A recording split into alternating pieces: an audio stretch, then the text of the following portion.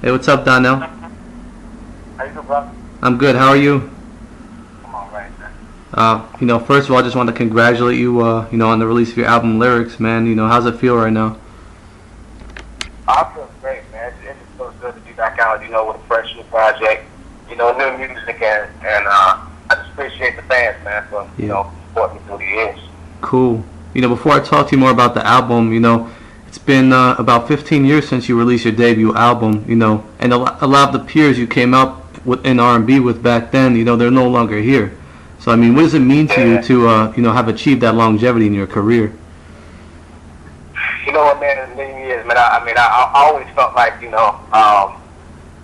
I had a different kind of style than everybody else, man, and for me, it just seemed like it was just yesterday, man, that I put out my style. It don't even seem like it's been 15 years, man, but I truly appreciate, man, the fans, like I said, man, for just even listening, man, and rocking with me for this long, man. But I think it's also to the fact of the type of music that I make, man. I've stayed true to my sound, and I haven't really changed that. So I think that's what's contributed to my longevity. Yeah, definitely. And about lyrics now, one thing that's impressed me about it is, you wrote and produced all but one track on there. And in music these days, that's very rare to see, So, what type of an accomplishment is that to you? For me, man, it's a huge accomplishment, man. The reason why, because I was going to do everything, but, when Mike sent me that record, man, I just fell in love with it, man. And I ain't crazy. I had to put that on there because it felt like it belonged, and I love the message in the record. But in the past, I've always done at least about 75% of the albums that I've come out with. So it wasn't really a long stretch to try to do everything, Yeah. Yeah, I was actually gonna, mention that Mike said he tracked Finer Things, because I love the vibe of that track. I love that song, and I'm glad you included it. And it's a good addition. Oh yeah, man. It's the fact, man, that it's good right there. It's just full music, and I felt like that was like the record that I needed. Yeah. That was what I was missing on the album, Yeah. He definitely came through with that. Cool. Before I tell you my favorites on the album, do you have a favorite from this album? Favorite song? It changes by day, man, but right now I would say Just a Little. Okay. I have the same pick, but I want to hear why you like it the best. Like you said, why I chose that one? Yeah, that's also my favorite too. Oh wow. You know what? I chose that one, man, because when I made that record, I was just thinking like, record is really not about anything except for you're just telling a woman that even if you can't get all of it, you're satisfied with what you can get from her. And I thought, while making it, I'm like, you know what, I need to make a record where I think people will make love to. And that's what I felt about that record. I'm like, I think people really grew to it. And then not only that, the guitars on the end, man. The guy that I had play the guitar, man, he blew me away, man, with the guitar solo, man. And I was like, wow, this is what I'm talking about. Yeah, very cool. I was going to ask you actually about that guitar part. I was wondering if I didn't know if that was you playing that or. Nah, that's this guy named Steve. He actually is the guy who mixed the album. Okay. What happened was I had another guy playing on there, and what happened is I told the other guy to play. I say, better way play. But when he started playing, like their styles are two different styles of guitar playing. Yeah. So when I sent him the record to mix it, and he sent it back to me, he said, "Y'all put a little surprise on there for you." And when I heard the guitar solo, I'm like, "Damn, this dude just is a whole nother level." But he's like a rock and roll guitar guy. Yeah. He just added so much flavor to it. I'm like, "Damn, man, I wasn't thinking that way, but man, it's incredible." Damn. Do you actually play the guitar as well, or I wasn't sure? No, I do, but okay. Never on my records, Okay. man. Because I'll play it to a certain point. Yeah. But then what I do is I get people who can embellish it and take it to the next level. Yeah. Okay, makes sense.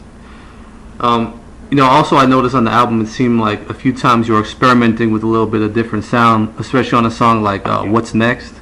Oh yeah. What would you say about that? I call that that's my stretch. to the pop world. I would never go pop, but at the same time, me being a creative person and a musician, man, you always want to, just to show people that you can do many other things, besides just R&B, but R&B is my forte, but definitely wanted to try something different. Yeah.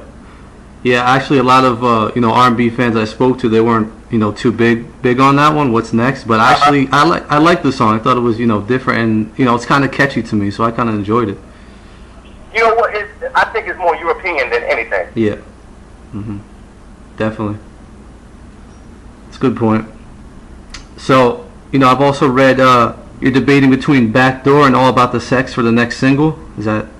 Yeah. Are you leaning toward one or the other? Right now, we're definitely leaning towards All About the Sex. Oh, good choice. I like that one. You gonna be shooting a video for that soon, or? Oh yeah, I think what we're gonna do is combine two videos into one, and it'll probably be All About the Sex and Blackmail. Somehow, marry them into each other.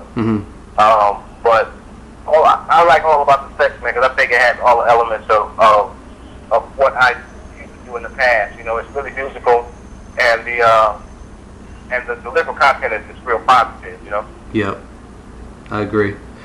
So now on the song You Can Burn, you introduce your artist Breeze. What can you tell us about her? Well, first, she's my niece, man, so okay. I'm taking a special interest in trying to make her career jump off, man. I mean, she's a really a great talent, and she can dance as well as sing, and I think it's important that, we try to get her out there in a big way. Okay. As you get deeper into your career, do you see yourself possibly working with more upcoming artists and trying to develop them? Oh yeah, man. I mean, right now my focus is just really me and her, and then sign some more artists that are already have a fan base. But I would definitely love to find some new talent, man. It's just this business is so crazy that it's really hard to break new talent these days. Yep, true. Now tell me, so since you're no longer with a major label and you're doing this album independently, what do you found to be the major differences between the two?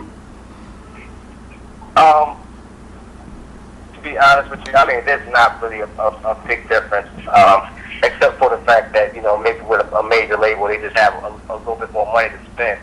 But, with my projects, when I was with a major label, they spent money, but they didn't spend it in the right way. So, yeah. I feel like, I already have a fan base, and I can market and promote myself. The only thing I was really missing was, just being really strong at radio, because I think radio is still a major part of selling records. Since the internet, man, I mean, I can connect directly with my fans, and it just makes it so much easier for artists these days. I mean, in terms of promotion, have you found any difficulties reaching that fan base, or like spreading the word that you have a project out? I mean, it's still difficult. I mean, because when promoting an album, man, you still want people to know that it's out there, man. But through Twitter, Facebook, MySpace, and radio, and advertising on TV. I mean, all those things still work. I mean, it just with TV and radio, those things cost a lot of money, though. So True. you just got to really strategically put stuff in places where you're gonna sell. Like my top 10 markets is where we focused on the week of the album coming out. Yeah, true. And do you find that you have more creative control on an independent label, or is there not much of a difference? I have all the control. I mean, every decision that's made is my final decision, and I like it like that because, when I was at a major, there was a lot of singles that I would have loved to put out that they didn't want, and they had the final say so. So now that I do have the control, it won't take that long for me to come out with an album anymore. Usually it was a 3-year gap between albums, and the last album was probably like 4 or 5 years. So okay. So now I'm definitely going to be putting out albums at least once a year or every other year. Oh, okay, that's good news. You know, I see you active on Twitter a lot, and you know, with these social networking sites, what could you say you've been able to learn about your fan base? Has that helped you in any way with your decisions? Yeah, I mean, they gonna tell the truth. You know, they gonna say if they don't like something, Yeah. and you know, they're gonna be honest with you. Mm-hmm. You know, and then you're always going, you know, you always got the haters out there. So I love to see that too. You know, I love to see the people who don't like me. Yeah. You know, because I mean, it just gives me motivation, man, to keep doing what I'm doing. You know, Yeah.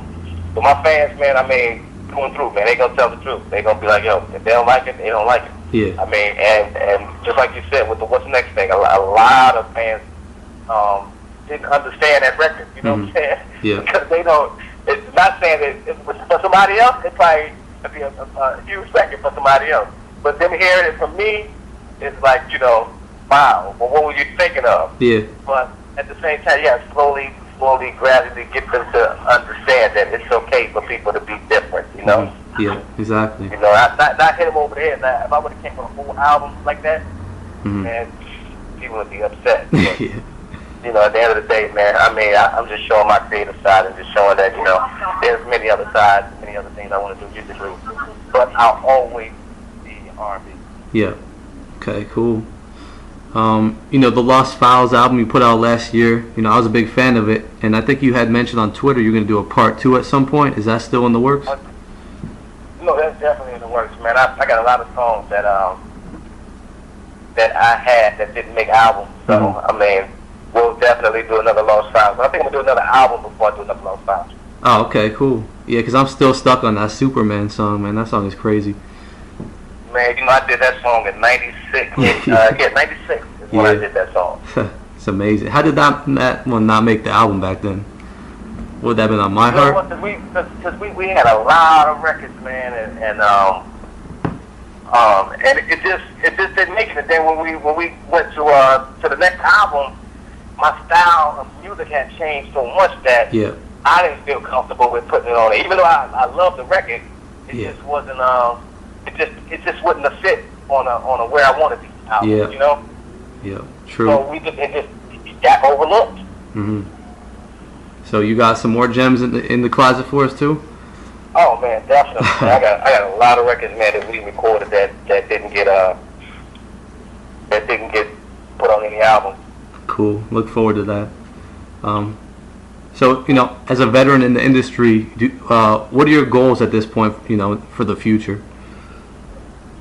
My goals now, man, is to really focus on this record label, focus on just putting great music out, man, and reconnecting with the fans. And I think there's still a lot of people out there that don't even know that I have a project out. Because, you know, as I'm doing my Twitter searches, I'm seeing that a lot of people are saying, man, I wish he'd come back. You know, I wish he'd, you know, put another record out. And I'm like, well, I got a record out right now. So there's a lot of people that we still missing. So it's all about, you know, getting the word out, promoting it.